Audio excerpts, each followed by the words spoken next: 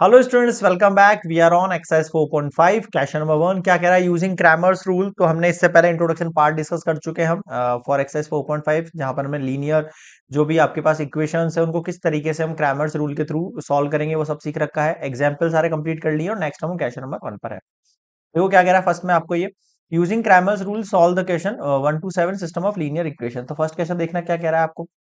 सबसे पहले हम क्वेश्चन में क्या फाइंड करते हैं बताओ सर। सबसे पहले हम इसमें डी बनाते हैं कि तो डी लिखो। क्या लिखते हैं? 3 1 1 2।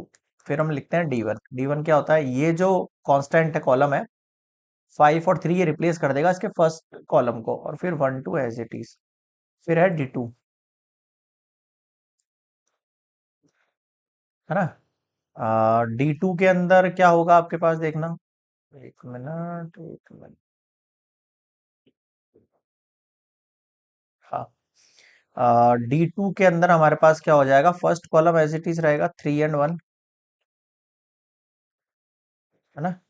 और सेकंड वाले की जगह 5 और 3 आ जाएगा आपके पास, यानी आपके जो भी कॉन्स्टेंट्स हैं। यहां तक समझ में आया? ठीक है। सबसे पहले हम डिटरमिनेंट निकालेंगे डी। सॉल्व करो। 2 3 6 -1 कितना हो गया? 5। That is not equals to 0। अगर ये नॉट इक्वल्स टू 0 आ जाता है, अगर ये नॉट इक्वल्स टू 0 आ जाता है, अब हम डायरेक्टली हमारे पास D1 निकालेंगे। सबसे पहले 2 5 10, 3 1 3 यानी 7। D2 निकालो। 3 3 9, 5 1 5 कितना हो गया? 4। अब आपको कुछ नहीं करना है, आपको x की वैल्यू निकालनी है। तो x इक्वल्स टू आप लिख सकते हो यहाँ पर D1 अपॉन D। D1 की वैल्यू देखो कितनी है? 7। और D की वैल्यू कितनी है आपके पास? 5। यही आंसर है आपके पास। अगला देखो y। y के अंदर क्या होगा? D2 upon D। तो D2 की वैल्यू कितनी है? 4। और D की वैल्यू कितनी है? 5। बताओ समझ में आया क्या? क्लियर है? यहाँ पे ये x और y निकल के आ गया। सेकंड केस देखो।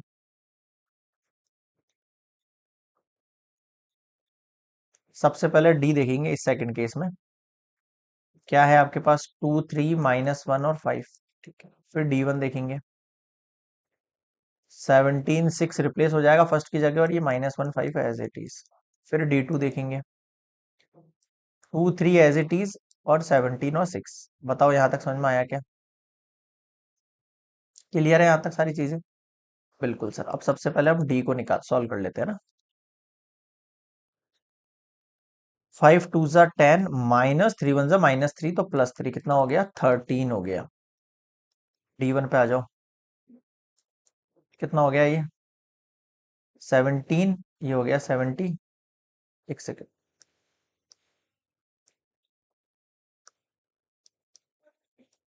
85 हो गया ये।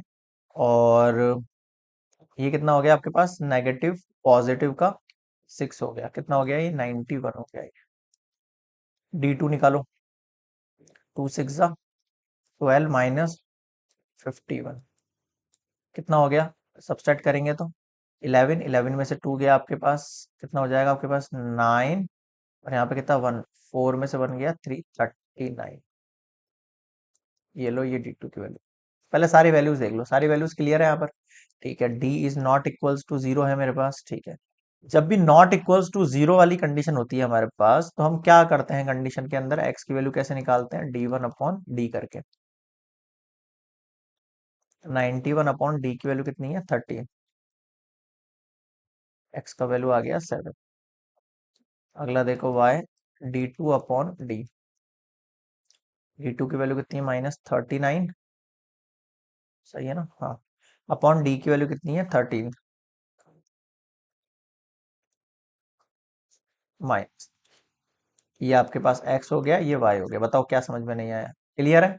तो ये हमने सॉल्व किया है बाय यूजिंग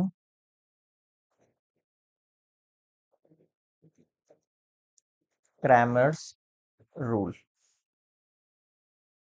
क्लियर है यहाँ तक? बिल्कुल sir. This is complete question number 1।